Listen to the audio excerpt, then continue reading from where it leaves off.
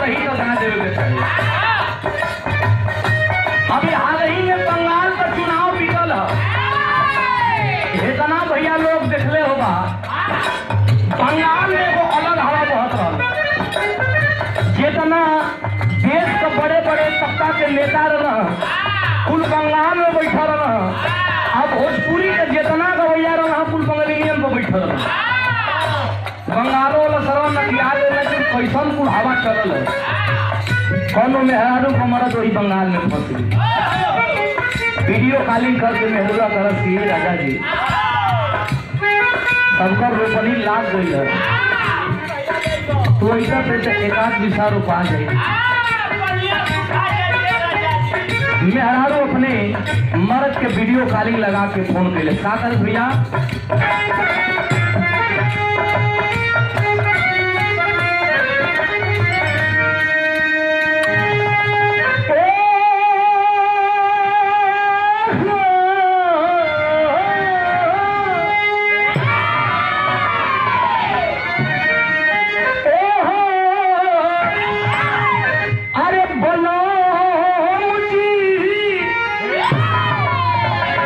मेहरारू का जे पीरा समझेला उहे समझेला। मेहरारू कह दिया का अरे बनो जी अरे आई बकहिया